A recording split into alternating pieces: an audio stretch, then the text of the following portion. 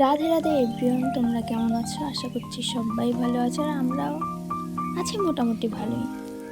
তো এই ভিডিওটা হচ্ছে আমরা গঙ্গা স্নানে যাচ্ছি, মানে কীর্তিবাসে।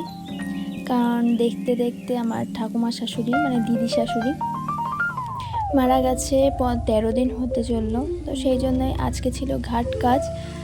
তো সবাই মিলে চুল কাটা, নখ খোটানোর পরে নাপিতের যে কাজগুলো আছে সেগুলো কমপ্লিট করে চলে গেলাম ঘাট কাজ সম্পন্ন করার জন্য। চলে গেলাম কীর্তিবাসে। তো আমাদের কাছাকাছি গঙ্গা বলতে কীর্তিবাসী রয়েছে, তো সেখানেই স্নান ধান করলাম। আর সমস্ত আমাদের ঘাট কাজের যত জামা কাপড় লাগবে সেগুলো সব মন্তুদা নিয়ে এসে দাঁড়িয়েছিল অনেকক্ষণ, প্রায় আধ ঘন্টার মতো। তারপরে আর কি আমরা বাড়ি চলে আসলাম। আর পরের দিন সকালবেলায় শুরু হলো আমাদের আবার আর একটা কাজ, মানে শ্রাদ্ধের কাজ। তো সকাল সকাল স্নান দান করেই আগে ঠাকুরমশাইদের সমস্ত কিছু জোগাড়যন্ত্রী করে দিই আমি চলে গেলাম মালা আনতে, কারণ মালাটা না আনা হয়নি। আর তার সঙ্গে দূর্বা আর যা যা ফুল টুল লাগবে সব একসঙ্গে নিয়ে চলে আসলাম। আর এরপরে দেখো এদিকে বাবা বসে গেছে শ্রাদ্ধের কাজের জন্য। তো একে একে প্রথমে বাবা কিছুক্ষণ বসার পরে মা আর মেজো মা দুজনে বসবে, আর তারপরে আমার ভাসুররা।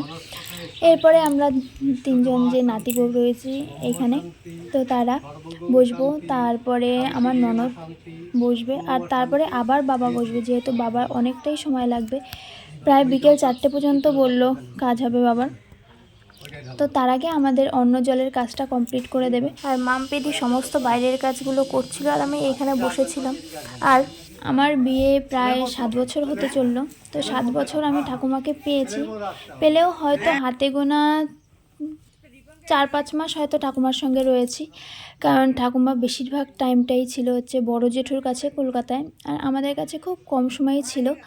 তো থাকলেও মানে ঠাকুমা এতদিন যে ঠাকুমা বলে কারোর ডাকার যে মানে মানুষটা ছিল সে চলে মানে আর নেই কাছে, তাই মনটা একটু খারাপ।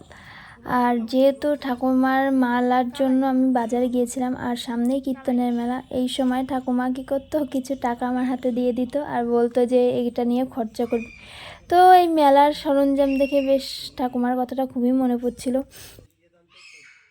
আর যেহেতু ঠাকুমা মানে কিছু কিছু কথা ঠাকুমার খুব আমার মনে পড়ে, যে উনি রান্নায় না মিষ্টি খেত খুব, মানে প্রচুর পরিমাণে।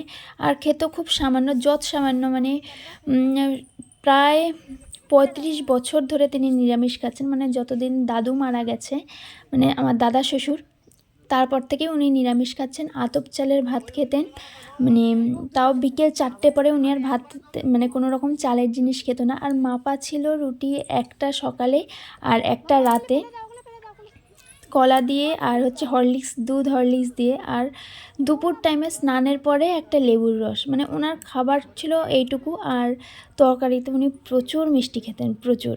তা আমাকে বলতো, অন্তরা তুমি যখন নিরামিষটা রান্না করো তা আমার জন্য একটুখানি তুলে রেখে বেশি 1 চামচ চিনি দিয়ে রেখে দেবে। তো আমার এই কথাগুলো খুব মনে পড়ে।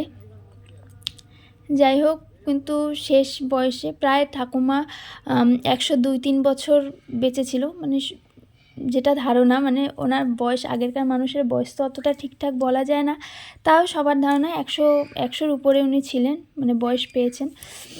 তো শেষ বয়সে 1 মাস নাকি উনি পুরো বিছানায় ছিলেন। তো ভগবান, ওনার হয়তো কষ্টটা সহ্য হয়নি, সেই জন্য ভগবান তার কাছে নিয়ে গেল ঠাকুমাকে। তো যাই হোক, ভগবানের কাছে প্রার্থনা করি ঠাকুমা যেন ভালো থাকে।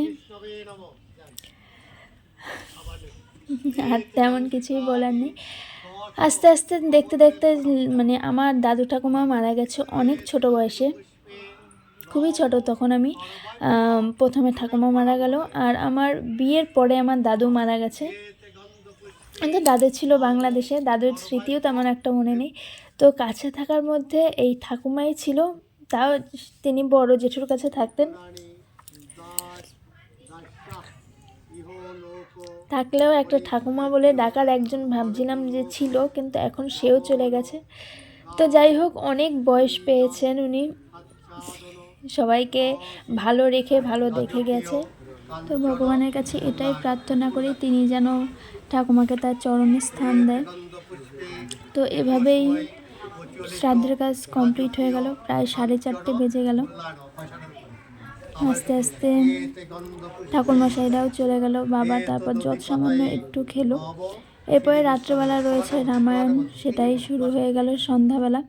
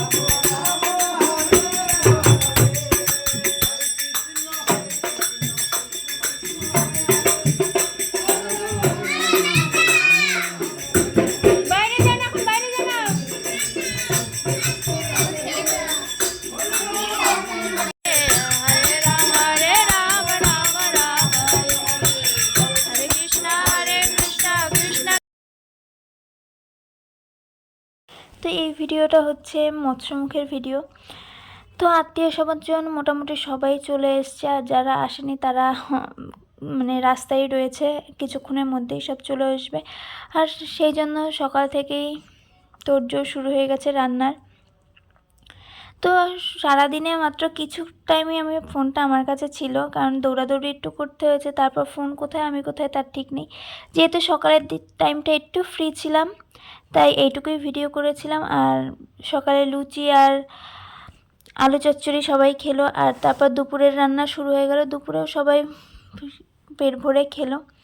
আর সত্যি কথা বলতে, ঠাকুমার ছবিটা যখন সাজানো হয়েছে, সামনে রাখা হচ্ছিল, ঠিক সেই সময় না ঠাকুমার সঙ্গে যত রাগারাগি, দুঃখ, সুখের সময়গুলো যত রয়েছে, কান্নাকাটি, সবগুলোই যেন মনে পড়ছিল। তো যাই হোক, ভিডিওটা এই পর্যন্ত। আজকের মতো টাটা।